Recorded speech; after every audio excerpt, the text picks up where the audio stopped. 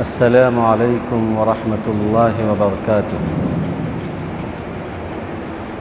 نحمده ونصلی علی رسولہ الکریم،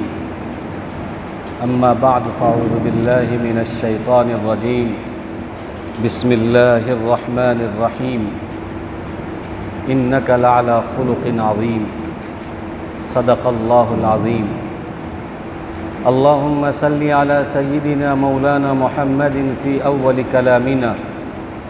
اللهم صل على سيدنا مولانا محمد في أوسط كلامنا، اللهم صل على سيدنا مولانا محمد في آخر كلامنا۔ معزز سامعین کرام، آج ہماری تقریر کا موضوع ہے کہ ہم اپنے معاشرے کی اصلاح کیسے کریں، ہم اپنے سماج اور سوسائٹی کی اصلاح کیسے کریں۔ اگر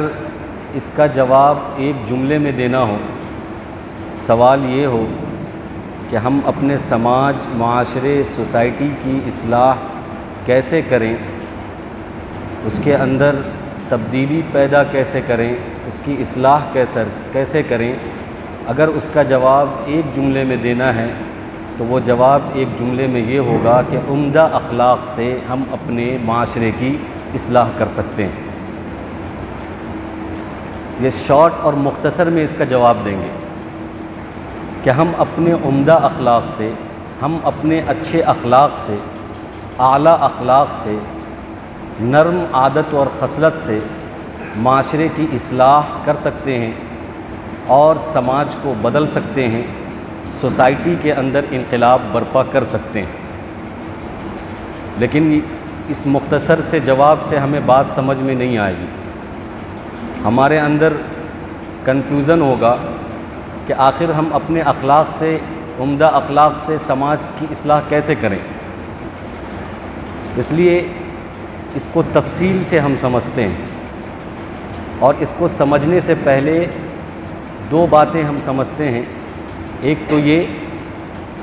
کہ آج سے 1400 سال پہلے ایک ایسا سماج، ایک ایسا معاشرہ، ایک ایسی سوسائٹی تھی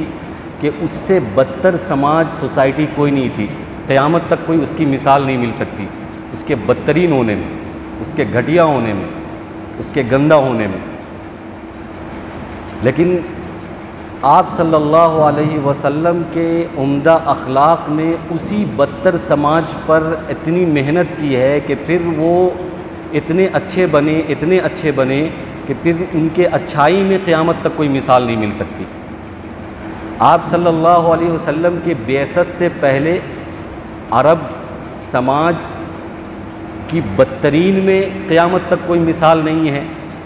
اور آپ صلی اللہ علیہ وسلم کے بعثت کے بعد عرب سماج کی اچھائی میں اور خوبصورت ترین میں قیامت تک کوئی مثال نہیں۔ یہ کیسے ممکن ہوا؟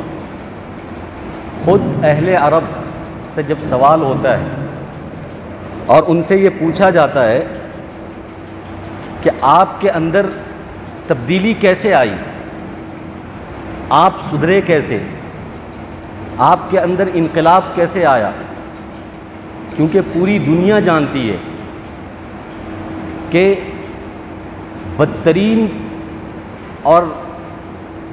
بدترین طریقے کی غربت ان کے اندر موجود تھی،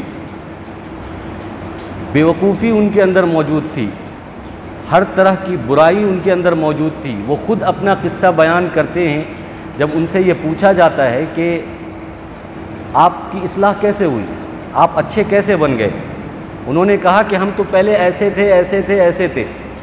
ہم پہلے ظلم زیادتی کرتے تھے، ہم پہلے جھوٹ بولتے تھے، ہم پہلے ننگا کعبے کا طواف کیا کرتے تھے، ہماری حالت یہ تھی کہ اگر ہمارے باپ کا انتقال ہو جائے تو ہم اپنے ماؤں سے شادی کر لیتے تھے، ہم اپنی بچیوں کو زندہ درگور کر دیتے تھے، اور ہم شرابیں پیتے تھے، ہم بدکاریاں کرتے تھے، ہم فحش چیز کرتے تھے، اور ہم بتوں کی کئی ہزار اور کئی سو بتوں کی ہم پوجا کرتے تھے۔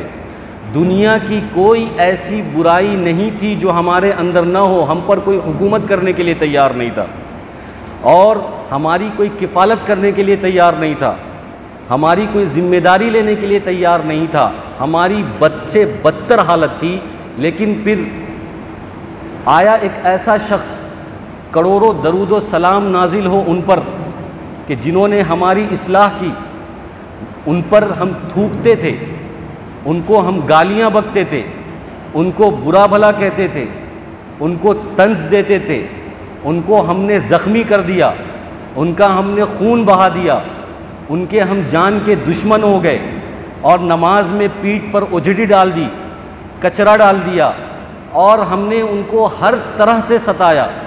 ہر طرح سے ان کو تکلیف دی۔ لیکن قربان جاؤں اور ان پر درود و سلام نازل ہو کہ وہ یہ کہتے تھے کہ اگر ہم ان پر کانٹے بچھاتے تھے تو وہ ہم پر پھول برساتے تھے۔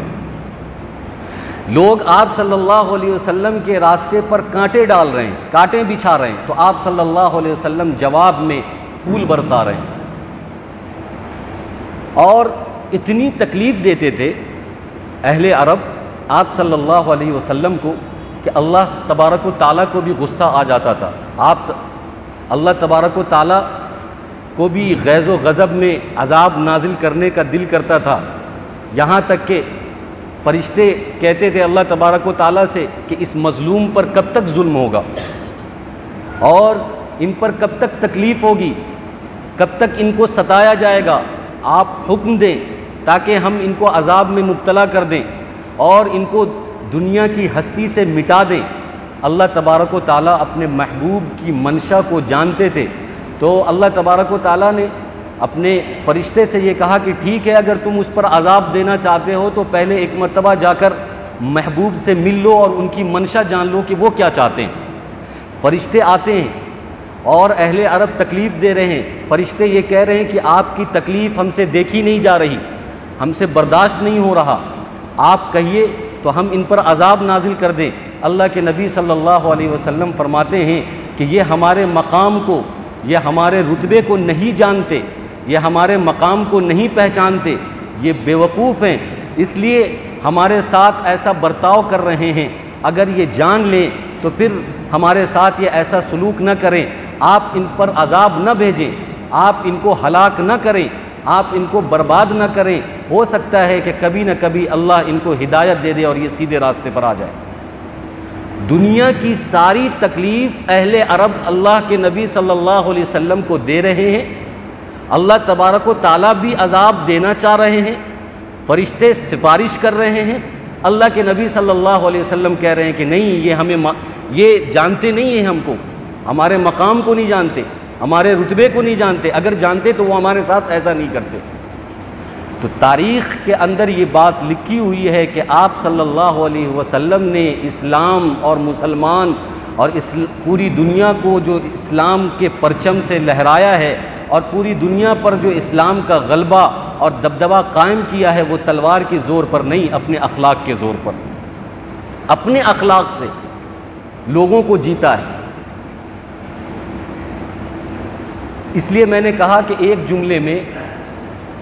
اس کا جواب مل سکتا ہے کہ ہمارے سماج، ہماری سوسائٹی، ہمارے معاشرے کی اگر اصلاح کرنا ہو تو سماج اور سوسائٹی اور معاشرے کی اصلاح عمدہ اخلاق سے ہوگی، بہتر اخلاق سے ہوگی، نرم دلی کے ساتھ ہوگی۔ جس طریقے سے آپ صلی اللہ علیہ وسلم نے اس بنجر بستی پر، اس پتھر دل پر، سخت دل پر، کہ دنیا کی ہر برائی اس سماج میں موجود ہے، لیکن آپ صلی اللہ علیہ وسلم نے ان کے دل پر اخلاق کے ساتھ محنت کرتے کرتے کرتے ان کو اتنا مثالی اور ان کو اتنا بہتر اور ان کو اتنا سنوار دیا، اتنا سجا دیا کہ وہ صحابہ بن گئے اور ایسی جماعت بنے کہ قیامت تک وہ جماعت پھر نہیں آئے گی۔ ایسا سماج بنایا کہ پھر اتنا اچھا سماج قیامت تک میں اتنا اچھا سماج کی مثال نہیں مل سکتی۔ دوسری بات یہ سمجھیں کہ جو سماج سیوک ہوتا ہے، جو سماج کو بدلنا چاہتا ہے، جو سماج کے اندر انقلاب برپا کرنا چاہتا ہے، جو سماج کے اندر تبدیلی پیدا کرنا چاہتا ہے اس کا کردار کیسا ہونا چاہیے. کیونکہ اہل عرب کہتے ہیں، خود صحابہ کرام رضی اللہ تعالی عنہم اجمعین کہتے ہیں کہ شروع میں جب اللہ کے نبی صلی اللہ علیہ وسلم ہم پر دین کی محنت کرتے، تبلیغ کرتے اور ہم ان کو تکلیف دیتے، وہ صبر کرتے، پھر دین کی دعوت دیتے، پھر اللہ کی طرف بلاتے، تو شروع میں ہمیں ایسا شبہ ہوتا تھا، ایسا شک ہوتا تھا کہ یہ حکومت چاہتے ہیں، یہ مقام اور عہدہ چاہتے ہیں، یہ مال و دولت چاہتے ہیں، یہ چاہتے ہیں کہ ہماری خوبصورت بچیوں سے، لڑکیوں سے شادی کر لیں. تو انہوں نے دعوت بھی دی اور انہوں نے آپ صلی اللہ علیہ وسلم سے یہ کہا کہ اگر تم کو حکومت چاہیے ہم حکومت دینے کے لیے تیار ہیں، مال و دولت چاہیے ہم تم کو مال و دولت دینے کے لیے تیار ہیں، تم کو مقام و رتبہ چاہیے ہم تم کو مقام و رتبہ دینے کے لیے تیار ہیں، تم اگر یہ چاہتے ہو کہ ہماری خوبصورت بچی سے تمہاری شادی ہو جائے تو بھی ہم شادی کرنے کے لیے تیار ہیں، لیکن جو تم یہ کر رہے ہو، اللہ کی دعوت دے رہے ہو اور سماج سدھارنے کی جو فکر کر رہے ہو اور معاشرے کو بدلنے کی جو فکر کر رہے ہو اور معاشرے کے اندر جو انقلاب برپا کر رہے ہو، ایسا مت کرو، کیونکہ جو تمہاری چاہت ہے وہ ہم تم کو دینے کے لیے تیار ہیں.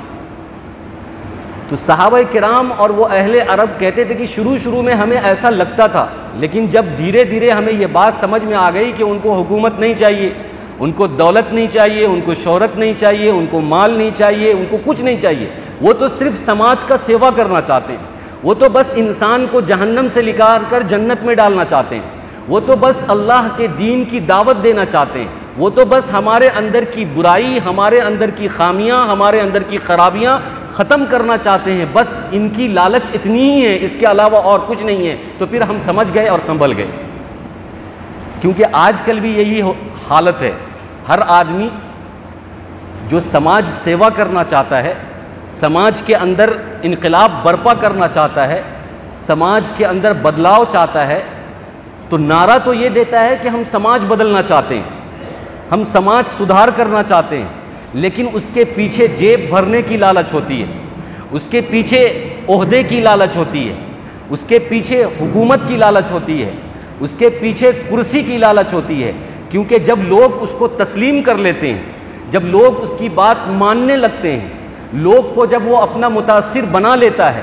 لوگوں کو جب وہ اپنا گرویدہ بنا لیتا ہے اور وہ سماج سیوک جب بن جاتا ہے، تو بننے کے بعد پھر وہ اپنی جیب بھرتا ہے، اپنا گھر بناتا ہے، اپنا عہدہ بناتا ہے، اپنا رتبہ بناتا ہے، اپنی حکومت کی فکر کرتا ہے، سماج کو بدلنے کی کوئی فکر نہیں کرتا. عام طور سے یہی لوگوں میں حالت اور خواہش اور منشا چلی آ رہی ہے. اسی وجہ سے اللہ کے نبی صلی اللہ علیہ وسلم پر بھی اس وقت کے اہل عرب نے یہ شبہ کیا تھا، شک ظاہر کیا تھا.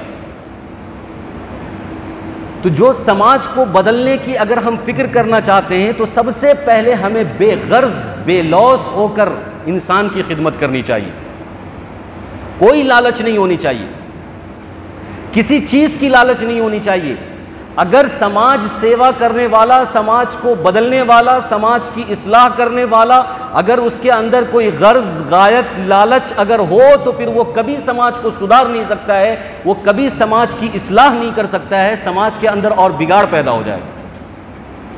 اللہ کے نبی صلی اللہ علیہ وسلم نے اتنے گندے سماج کو، اتنی گھٹیا سماج کو اور اتنے گرے ہوئے سماج کو، اتنے جہالت والے سماج کو جو سدھارا ہے اور اس کو مثالی بنایا ہے اور اس کو نمونے والا بنایا ہے، وہ بے غرض ہو کر بنایا، بے لوث ہو کر بنایا، اور اپنی اہمیت اور حکومت لالچ کو چھوڑ کر بنایا، تب جا کر وہ سماج اصلاح والے سماج بنے. تو میں یہ عرض کر رہا تھا کہ جو لوگ سماج کو سدھارنا چاہتے ہیں، جو لوگ کیا، ہم سب کو سماج سدھارنے کی فکر کرنی چاہیے، ہم سب کو سماج سیوک بننا چاہیے، کیونکہ یہ مخلوق اللہ کا کنبہ ہے، اللہ کا خاندان ہے. مخلوق کی ہم سب کو خدمت کرنی چاہیے، ہم سب کو سماج کی اصلاح کی، معاشرے کی اصلاح کی فکر کرنی چاہیے. تو پھر ہمارا کردار کیسا ہونا چاہیے؟ آئیے اللہ کے نبی صلی اللہ علیہ وسلم کی سیرت سے، آپ صلی اللہ علیہ وسلم کی سیرت اور اخلاق سے 2-3 مثالوں سے یہ بات سمجھتے ہیں کہ ہم اگر سماج کو سدھارنا چاہتے ہیں تو ہمارا کردار کیسا ہونا چاہیے. جب آپ صلی اللہ علیہ وسلم پر غار حرا میں سب سے پہلی وحی نازل ہوئی، فرشتے حضرت جبرائیل علیہ السلام آئے اور کہا اقرأ بسم ربک الذی خلق، کہ تم پڑھو اللہ کے نام سے۔ اللہ کے نبی صلی اللہ علیہ وسلم نے فرمایا کہ ما انا بقاری، میں پڑھا لکھا نہیں ہوں، میں نہیں پڑھ سکتا۔ فرشتوں نے تھوڑا جھنجھوڑا، گلے لگایا اور جنبش دی، ہلایا اور پھر کہا اقرأ، پڑھو۔ پھر آپ نے کہا کہ میں نہیں پڑھ سکتا۔ پھر تیسری مرتبہ کہا تو آپ کی زبان سے جاری ہوا اقرأ بسم ربک الذی خلق۔ پھر اس کے بعد آپ صلی اللہ علیہ وسلم کا بدن تپنے لگا ڈر کی وجہ سے۔ آپ کو ایسا لگا کہ یہ میرے ساتھ کیا ہو رہا ہے، بخار آ گیا، وحشت سی ہو گئی اور دہشت سی ہونے لگی۔ آپ صلی اللہ علیہ وسلم اپنے سکھ اور دکھ کی ساتھی حضرت خدیجۃ الکبریٰ رضی اللہ تعالی عنہا کے پاس تشریف لائے اور ان سے سارا ماجرا سنایا کہ اب میں تو کئی مرتبہ اور بہت سا مرتبہ میں غار حرا میں گیا ہوں، لیکن میرے ساتھ کبھی ایسا نہیں ہوا، یہ پہلی مرتبہ ایسا ہوا، یہ حالات آئے ہیں اور کچھ لوگ ایسا بول رہے تھے پڑھنے کے لیے۔ مجھے ایسا لگتا ہے کہ اب میری جان چلی جائے گی، مجھے کمبل اڑاؤ، مجھے چادر اڑاؤ، مجھے لحاف اڑاؤ، زملونی۔ ایسا لگتا ہے کہ میری جان چلی جائے گی، میرا جسم بھاری ہو گیا ہے، میرا جسم تپنے لگا ہے۔ اور آپ صلی اللہ علیہ وسلم کے بدن پر کپ کپی سی طاری ہو گئی، کیونکہ خلاف معمول جب آپ نے فرشتوں کے یہ جملے سنے اور یہ حالت دیکھی تو آپ صلی اللہ علیہ وسلم کے بدن پر کپ کپی سی آ گئی اور آپ کو ایسا لگا کہ اب میری جان نکل جائے گی۔ تو اپنی بیوی حضرت خدیجۃ الکبریٰ رضی اللہ تعالیٰ عنہا سے سارا ماجرا سنایا اور کہا کہ یہ کیا ہو رہا ہے، لگتا ہے میں مر جاؤں گا، میری جان ختم ہو جائے گی۔ تو حضرت خدیجۃ الکبریٰ رضی اللہ تعالیٰ عنہا نے جو باتیں حوصلہ افزائی کے لیے اس وقت کہی تھی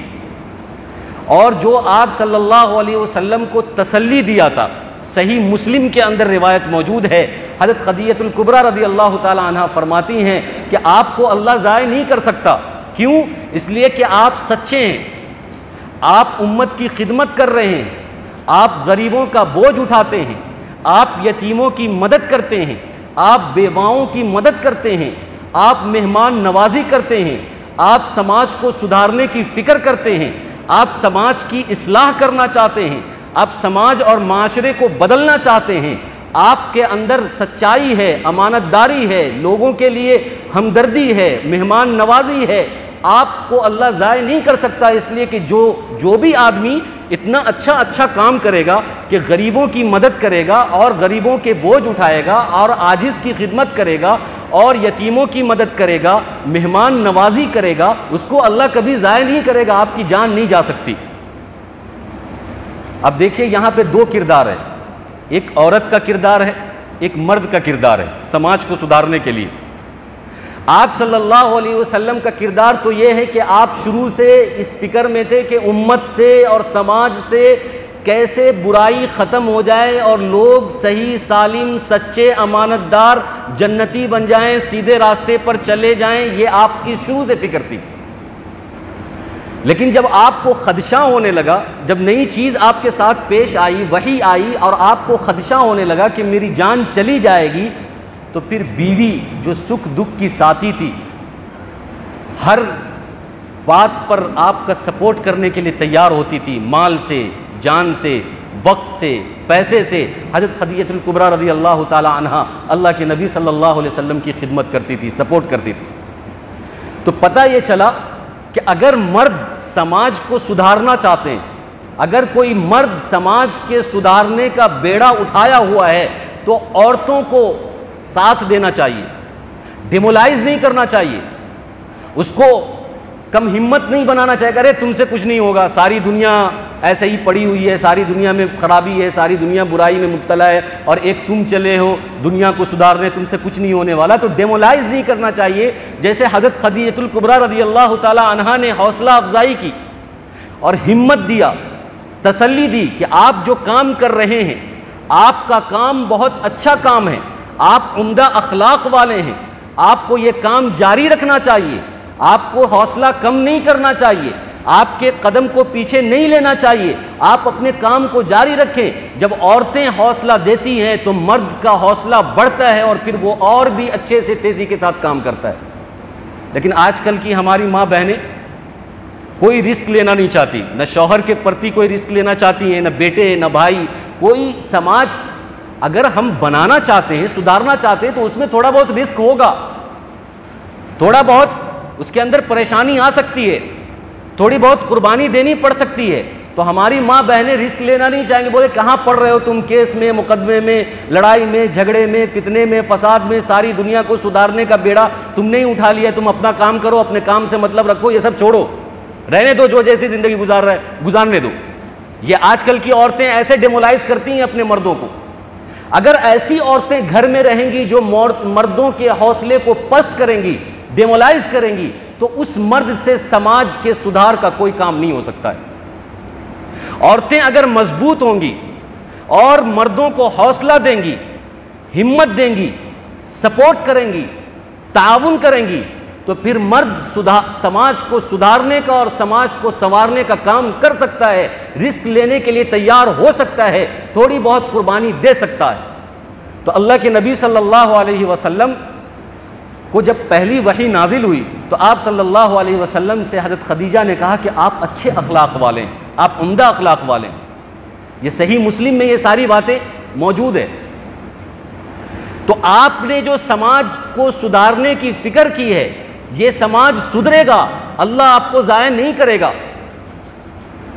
میں صرف اس میں ایک جملہ نوٹ اور کوٹ کرنا چاہتا ہوں، وہ یہ کہ حضرت خدیجہ الکبریٰ نے کہا کہ آپ اعلیٰ اخلاق والے ہیں، آپ عمدہ اخلاق والے ہیں، آپ سچے ہیں، آپ امانت دار ہیں، آپ سماج کو آگے بڑھا سکتے ہیں، سماج کو سدھار سکتے ہیں. تو ایک سماج سیوی، ایک سماج سیوک، اور جو سماج کو سدھارنا چاہے گا، اس کے لیے سب سے پہلے اپنے اندر سچائی لانی پڑے گی، امانت داری لانی پڑے گی، خودداری لانی پڑے گی، بے غرض خدمت کرنا پڑے گا، اور کوئی لالچ نہیں ہونی چاہیے، کوئی طمع نہیں ہونی چاہیے، کوئی ہوس نہیں ہونی چاہیے، نہ حکومت کی لالچ، نہ کرسی کی لالچ، نہ پیسوں کی لالچ، نہ مال و دولت کی لالچ، نہ زمین و جائیداد کی لالچ، نہ خوبصورتی کی لالچ، کسی چیز کی لالچ نہیں ہونی چاہیے. اس کو اپنا کردار بالکل صاف آئینے کی طرح رکھنا چاہیے، تب جا کر سماج کے اندر سدھار ہوگا. ہمارے اندر ہزاروں غلطیاں ہوں، ہم جھوٹ بولتے ہوں، ہم خیانت کرتے ہوں، ہم غیبت کرتے ہوں، اور ہم جو ہے لوگوں کو کہے کہ بھائی جھوٹ مت بولو، خیانت مت کرو، غیبت مت کرو، اصلاح کرو، تو یہ دعوت دینا تو جائز ہے، لیکن اصلاح نہیں ہوگی. وہ سب سے پہلے ہم پر حملہ کرے گا اور کہے گا کہ پہلے تو چھوڑ دے، اس کے بعد ہم دیکھیں گے. تو ہر سماج سیوک کو پہلے اپنا کردار صاف کرنا چاہیے. ہم سب کو اپنا کردار صاف کرنا چاہیے. اچھے اخلاق کے ساتھ اگر ہم چاہیں گے تو ہمارے سماج کی اصلاح ہو سکتی ہے، ہمارا معاشرہ سنور سکتا ہے، ہمارا معاشرہ بن سکتا ہے. اس لیے میں نے کہا کہ ایک جملے میں اس کا جواب دے سکتے ہیں اس سوال کا کہ ہمارے معاشرے کی اصلاح کیسے ہو. اس کا جواب یہ ہے کہ اچھے اخلاق سے. ایک جملہ، اسی کو میں تشریح کر رہا ہوں، اسی کو سمجھا رہا ہوں. دوسری مثال دیکھتے ہیں. صحیح ابن حبان کے اندر روایت موجود ہے کہ ایک قبیلہ ثقیف، قبیلہ بنو ثقیف اور قبیلہ بنو حوازن، یہ دونوں قبیلہ آپ صلی اللہ علیہ وسلم سے جنگ کرنے کے لیے تیار ہوا، جس کو جنگ حنین کہتے ہیں. حنین کے میدان میں قبیلہ بنو ثقیف، قبیلہ بنو حوازن اور اس کا کمانڈر اینڈ چیف تھے مالک بن عوف، جو قبیلہ بنو حوازن کے تھے.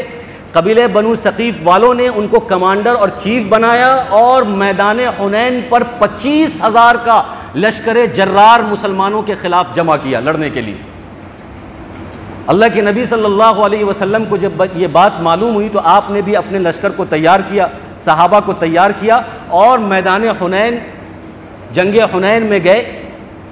جہاد کرنے کے لیے، لڑائی کرنے کے لیے. اللہ کے حکم سے، اللہ کی مدد سے مسلمانوں کی فتح یابی ہوئی. مسلمان جنگ حنین جیت گئے اور فتح حاصل کیے، کامیاب ہو گئے. تو جتنے بھی قبیلہ حوازن کے لوگ تھے اور قبیلہ بنو ثقیف کے لوگ تھے، سب تتر بتر ہو گئے. کوئی یہاں بھاگ گئے، کوئی وہاں بھاگ گئے، کوئی یہاں، کسی نے اسلام قبول کر لیا. لیکن اس کا جو چیف کمانڈر تھا مالک بن عوف، وہ طائف میں جا کر چھپ گیا، بنو ثقیف کے ایک قلعے میں، ایک محل میں جا کر چھپ گیا، اور اس کو اپنے جان کا بھی خطرہ ہونے لگا. بنی ثقیف والوں سے کہ بنی ثقیف والے کہیں ہم کو مار نہ دیں کہ ہم یہ جنگ ہار گئے ہیں، اس لیے کہ وہ کمانڈر تھا، تو وہ ڈر ڈر کر چھپ چھپ کر قبیلہ بنو ثقیف کے اندر طائف میں وہ چھپ چھپ رہا تھا۔ پھر ہوا یہ کہ کچھ دنوں کے بعد قبیلہ حوازن کے لوگ اللہ کے نبی صلی اللہ علیہ وسلم کے ہاتھ پر اسلام لے آئے، سب کے سب۔ تو اللہ کے نبی صلی اللہ علیہ وسلم نے پوچھا کہ تمہارا کمانڈر مالک کہاں ہے؟ وہ جو مالک بن عوف ہے وہ کہاں ہے؟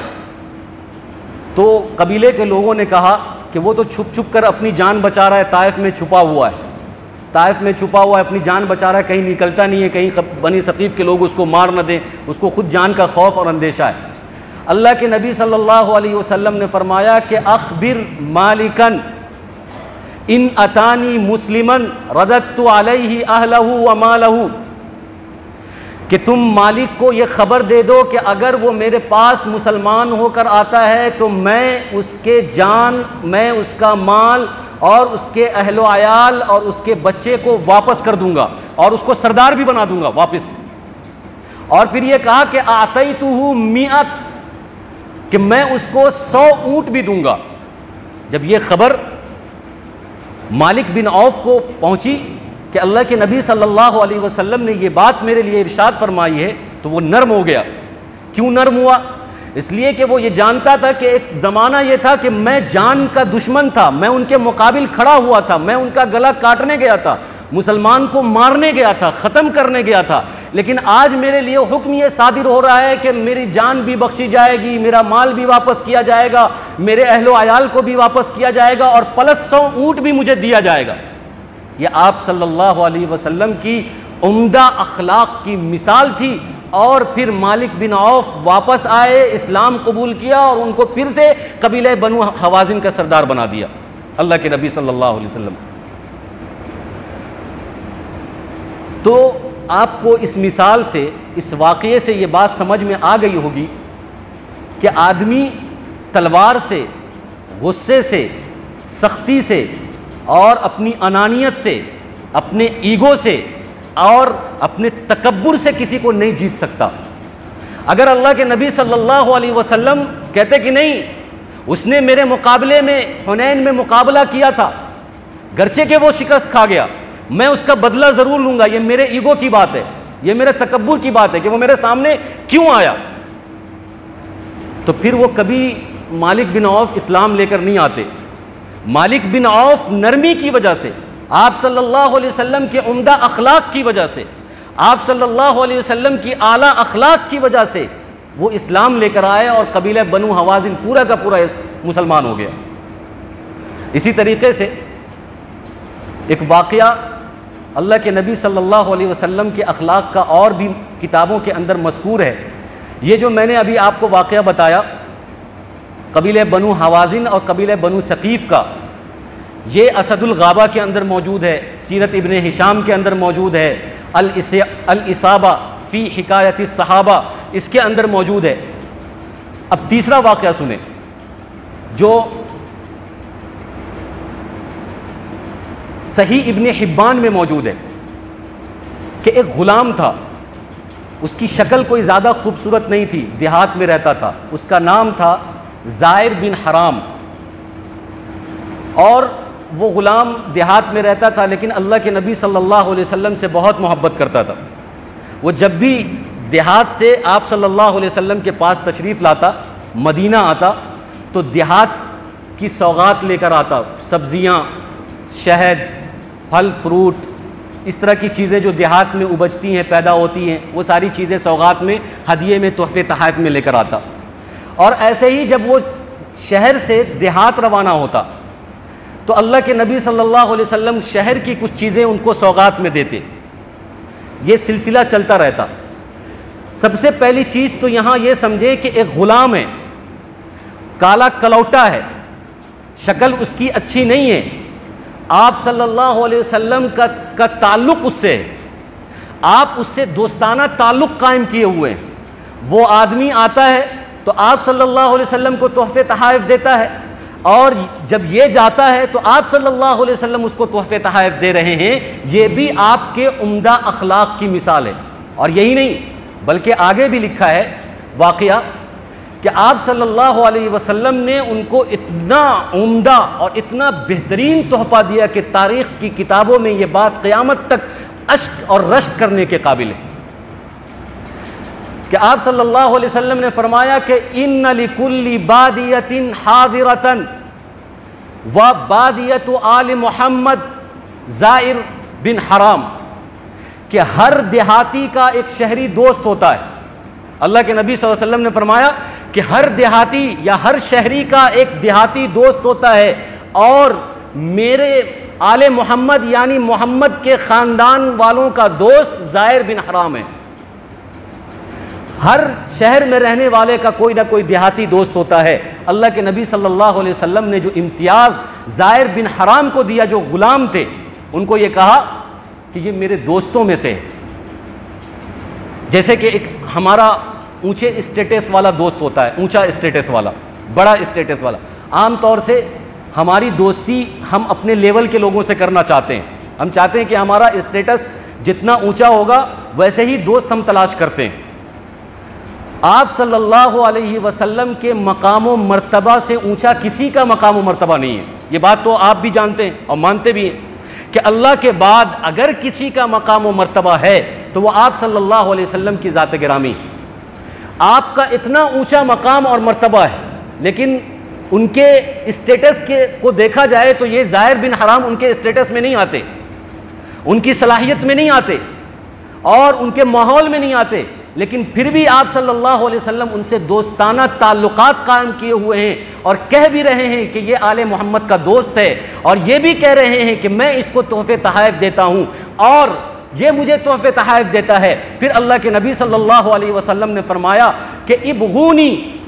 ضعفاءکم، کہ تم مجھے اپنے غریبوں میں تلاش کیا کرو، لِأَنَّمَا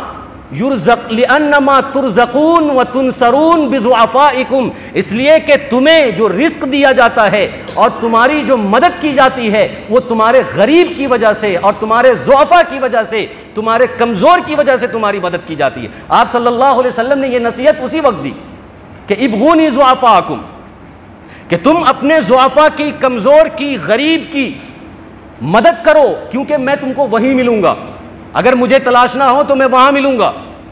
اور تمہیں جو رزق ملتا ہے اور تمہیں جو اسٹیٹس مل رہا ہے اور تمہیں جو یہ مقام اور رتبہ مل رہا ہے، مال و دولت مل رہا ہے، یہ غریبوں کی وجہ سے مل رہا ہے، اور تمہاری مدد غریبوں کی وجہ سے کی جاتی ہے۔ اسی وجہ سے اللہ کے نبی صلی اللہ علیہ وسلم، زائر بن حرام اسی واقعے کے اندر ہے کہ ایک مرتبہ زائر بن حرام دیہات سے واپس آ رہے تھے آپ صلی اللہ علیہ وسلم سے ملاقات کرنے کے لیے، تو مدینے سے شہر کے کنارے پر ایک بازار لگتا تھا۔ عام متن پہلے زمانے میں ایسا ہوتا تھا کہ شہر کے باہر بازار لگتا تھا اور شہر کے لوگ اس بازار میں جاتے تھے اور تازی تازی چیز اٹھا کر لے آتے تھے۔ تو یہ بھی آ رہے تھے، زائر بن حرام بھی آ رہے تھے، شہر مدینے کے باہر بازار لگا ہوا تھا، تو انہوں نے سبزی وبزی بیچ دی۔ پھر آپ صلی اللہ علیہ وسلم اس بازار میں تشریف لے گئے اور زائر بن حرام کے آنکھ پر اپنے دونوں ہاتھ سے پٹی باندھ دی، اس طریقے سے پیچھے سے۔ زائر بن حرام کو ایک وقت تک یہ ایسا لگا کہ یہ کون آدمی ہے، اس نے کہا بھی کہ کون ہو تم، کون ہو؟ لیکن آپ ذرا سوچئے کہ آپ صلی اللہ علیہ وسلم کا ہاتھ مبارک جو عنبر اور عود سے زیادہ خوشبودار، جو ریشم سے زیادہ نرم، اس زائر بن حرام کے آنکھ پر پٹی کی طرح بندھا ہوا ہے۔ جب اس نے خوشبو محسوس کی، نرمی محسوس کی، تو وہ سمجھ گیا کہ اللہ کے نبی صلی اللہ علیہ وسلم ہے۔ اس نے موقع کو غنیمت سمجھا اور اپنی پیٹھ کو اللہ کے نبی صلی اللہ علیہ وسلم کے سینے سے رگڑنے لگا کہ لمس کرنے کا موقع ملا ہے نبی سے، دنیا کے کائنات کے سردار سے چھونے کا اور لمس کرنے کا موقع ملا ہے۔ آپ صلی اللہ علیہ وسلم آنکھ پر پٹی باندھے ہوئے ہیں دونوں ہاتھ سے، اور یہ آدمی اپنی پیٹھ آپ صلی اللہ علیہ وسلم کے سینے سے رگڑ رہا ہے۔ پھر آپ صلی اللہ علیہ وسلم نے مزاحاً کہا کہ من یشتری ھذا الغلام، کہ اس غلام کو کون خریدے گا، اس غلام کو کون خریدے گا؟ تو زائر بن حرام کہنے لگے اللہ کے نبی صلی اللہ علیہ وسلم، میں کالا کلوٹا ہوں، میری کوئی حیثیت نہیں، میری کوئی وقات نہیں، سماج میں میری کوئی عزت نہیں، کوئی مجھے پوچھتا نہیں، میں ایک ذلیل آدمی، مجھے کون خریدے گا، مجھے کون قیمت دے گا؟ اللہ کے نبی صلی اللہ علیہ وسلم نے فرمایا کہ ایسا مت کہو، تمہاری وقات ہے، تمہاری اہمیت ہے، تمہاری حیثیت ہے، اس لیے کہ تم اللہ کے نبی سے محبت کرتے ہو، اور تمہارے لیے یہ کافی ہے، یہ تمہارے مقام و مرتبے کے لیے کافی ہے کہ تم اللہ کے نبی سے محبت کرتے ہو۔ دیکھیے اللہ کے نبی صلی اللہ علیہ وسلم کی حالت، آپ کے عمدہ اخلاق اور آپ کی سیرت، کہ آپ صلی اللہ علیہ وسلم ایک غریب سے، ایک غلام سے، ایک کالے کلوٹے سے، جس کے پاس کچھ نہیں ہے، جس کا کچھ اسٹیٹس نہیں ہے، اس سے دوستانہ تعلقات قائم کر رہے ہیں، اس سے مذاق کر رہے ہیں، اس کے آنکھوں پر پٹی باندھ رہے ہیں، اور اس سے ایسا برتاؤ کر رہے ہیں جیسے ایک آدمی اپنے دوست سے، بچپن کے دوست کے ساتھ آنکھ پر پٹی باندھتا ہے اور ایک زمانے کے بعد جب ملتا ہے تو اس کا آنکھ بند کر دیتا ہے۔ ایسے تعلقات قائم کیے ہوئے ہیں۔ یہ ساری نرمی، یہ سارے اخلاق تھے جس کے بعد پوری دنیا میں اسلام کا پرچم لہرایا، اور آپ صلی اللہ علیہ وسلم نے مکے کو، مدینے کو، طائف کو، مصر کو، روم کو، فارس کو، ایران کو، اور وہاں کے لوگوں کو اور وہاں کے لوگوں کے دل کو جیتا ہے اس اخلاق کی وجہ سے۔ اگر ایگو ہوتا، اگر تکبر ہوتا تو پھر لڑائیاں اب تک چلتی ہوتی۔ ایک بات اور کہہ کر میں اپنی بات کو ختم کرتا ہوں کہ ابھی عمدہ اخلاق کی جو بات چل رہی ہے تو کسی کو یہ غلط فہمی نہ ہو کہ عمدہ اخلاق کا مطلب یہ ہے کہ کسی کے سامنے آدمی جی حضوری کرے۔ عمدہ اخلاق کا مطلب یہ ہے کہ آدمی صحیح غلط میں ہاں ملائے اور اس کی چاپلوسی کرے، اور ایسا ہی چل رہا ہے سماج کے اندر۔ اگر کوئی آدمی کسی کی چاپلوسی کر رہا ہے، صحیح غلط میں ہاں ملا رہا ہے اور جی حضوری کر رہا ہے، اس کے آگے پیچھے کر رہا ہے، تو وہ آدمی کہتا ہے کہ یہ بہت اچھا اخلاق والا ہے۔ بھائی یہ اخلاق نہیں ہے، یہ اخلاق نہیں ہے۔ اگر اسی کا نام اخلاق ہے تو پھر جنگ بدر ہوتا نہیں، جنگ حنین ہوتا نہیں، جنگ احد نہیں ہوتا۔ اگر حق بات بولنا اخلاق کے خلاف نہیں ہے، حق بات تہذیب کے دائرے میں بولی جا سکتی ہے، سچ بات تہذیب کے دائرے میں بولی جا سکتی ہے، وہ چاہے بلکہ حدیث کے اندر تو آتا ہے۔ اللہ کے نبی صلی اللہ علیہ وسلم نے فرمایا کہ افضل الجہاد عند کلمت سلطان جائر، کہ بہترین جہاد یہ ہے کہ ایک ظالم جابر بادشاہ کے سامنے کوئی آدمی حق بات کہے، یہ بہترین جہاد ہے۔ یہ مطلب نہیں ہے کہ کسی کی چاپلوسی کرنا، کسی کی جی حضوری کرنا، ہاں میں ہاں ملانا اور ہاں تو یہ اخلاق ہے، یہ اخلاق نہیں ہے۔ حق بات بڑوں کے سامنے، چھوٹوں کے سامنے، اپنوں کے سامنے، بیگانوں کے سامنے، جاننے والوں کے سامنے، نہ جاننے والوں کے سامنے، اسٹیٹس والوں کے سامنے، اور جو اسٹیٹس والے نہیں ہیں ان کے سامنے، تہذیب کے دائرے میں، ادب کے دائرے میں بولنا، یہ بھی اخلاق ہے۔ اگر ایسا ہوتا تو آپ صلی اللہ علیہ وسلم کو جب ابو جہل سے مقابلہ ہوا، ابو لہب سے مقابلہ ہوا، عتبہ سے مقابلہ ہوا، شیبہ سے مقابلہ ہوا، ابی ابن خلب سے مقابلہ ہوا، اور جب انہوں نے کہا کہ تم دولت لے لو، تمہارے ایک ہاتھ پر میں چاند رکھ دیتا ہوں، دوسرے ہاتھ پر سورج رکھ دیتا ہوں، دنیا کی ساری دولت تمہارے ہاتھ پر رکھ دیتا ہوں، مگر تم میرے معبود کو اور میرے بھگوان کو برا بھلا نہ کہو، تو آپ صلی اللہ علیہ وسلم کہتے کہ میں بہت عمدہ اخلاق والا ہوں، چلو اس کی بات مان لیتا ہوں، یہ مجھے سب چیز دینے کے لیے تیار ہے، ایک ہاتھ پر جنت، ایک ہاتھ پر جہنم، اور زمین آسمان اور مال و دولت سب ہم کو دینے کے لیے تیار ہے، چلو اس کی بات مان لیتے ہیں، اور اس کے معبود کو، لات و عزا کو برا بھلا نہیں کہتے ہیں، اور اخلاق کا مظاہرہ کرتے ہیں، اچھے اخلاق کا مظاہرہ کرتے ہیں۔ نہیں، آپ صلی اللہ علیہ وسلم نے ٹھکرا دیا، بولا یہ سب کی ضرورت نہیں ہے، تم میری بات مانو، لا الہ الا اللہ محمد الرسول اللہ، کہ اللہ کے سوا کوئی معبود نہیں اور محمد الرسول اللہ اللہ کے رسول ہے، یہ حق بات ہے، یہی اخلاق ہے، یہی عمدہ اخلاق ہے۔ تو یہ سمجھنا کہ کسی کی جی حضوری کرنا اور کسی کے سامنے دم دبانا اور دم ہلانا یہ اخلاق نہیں ہے۔ اور دوسری بات یہ کہ اگر لوگ یہ سمجھتے ہیں کہ ہمارے اسٹیٹس کے جو لوگ ہیں ان کی اگر ہم مہمان نوازی کر دیں اور ان کو ہم خوب کھلا پلا دیں اور سجا دجا دیں اور ان کا استقبال کر دیں اور ان کا خوب احترام اور ادب کر دیں اور غریبوں کے جنازے میں شریک نہ ہوں اور غریبوں کی موت اور حیات میں شریک نہ ہو، غریبوں کے ایونٹ اور فنکشن اور اس کے مسئلے میں ہم شریک نہ ہوں، اور جو ایک امیر آ جائے اور ایک اسٹیٹس والا آ جائے تو اس کو پلکوں پر بٹھا دیا جائے اور اس کے لیے استقبال کیا جائے اور اس کے لیے قالین بچھا دی جائے اور اس کا خوب استقبال کیا جائے، اس کا نام اگر اخلاق ہے تو اس کا نام اخلاق نہیں ہے، اس کا نام عصبیت ہے، اس کا نام ہے بھید بھاؤ، اس کا نام ہے اونچ نیچ، اس کا نام ہے غریبوں کو کمتر سمجھنا اور اپنے اسٹیٹس والے کو اعلیٰ سمجھنا۔ ہمارے یہاں اونچ نیچ نہیں ہے، بھید بھاؤ نہیں ہے۔ اخلاق یہ ہے کہ غریبوں کا بھی احترام کرو، اخلاق یہ ہے کہ امیروں کا بھی احترام کرو، اخلاق یہ ہے کہ امیروں کے جنازے میں بھی آؤ، اخلاق یہ ہے کہ غریبوں کے بھی جنازے میں آؤ، اخلاق یہ ہے کہ امیروں کو بھی دعوت کرو، اخلاق یہ ہے کہ غریبوں کو بھی دعوت کرو، اخلاق یہ ہے کہ اپنے کو بھی بلاؤ، غیروں کو بھی بلاؤ، جہاں تک ہماری وسعت ہے۔ لیکن ہم چن چن کر اگر ہم اپنے اسٹیٹس کے لوگوں کو بلاتے ہیں، اس کا نام اخلاق نہیں ہے۔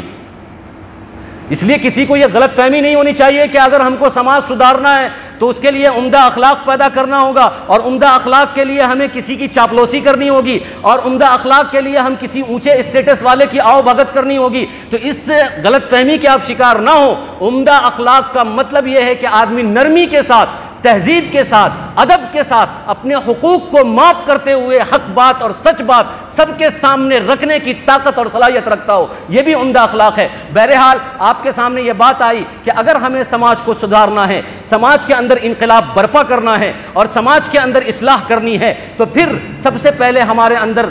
عمدہ اخلاق پیدا کرنا ہوگا۔ ہمیں سب کو لے کر چلنا ہوگا، غریبوں کو، امیروں کو، بڑوں کو، چھوٹوں کو۔ پھر انشاءاللہ سماج بدلے گا، اور ایسا بدلے گا جیسا اللہ کے نبی صلی اللہ علیہ وسلم نے صحابہ کو بدلا تھا، عرب کو بدلا تھا، مکہ اور مدینہ کو بدلا تھا، اور ان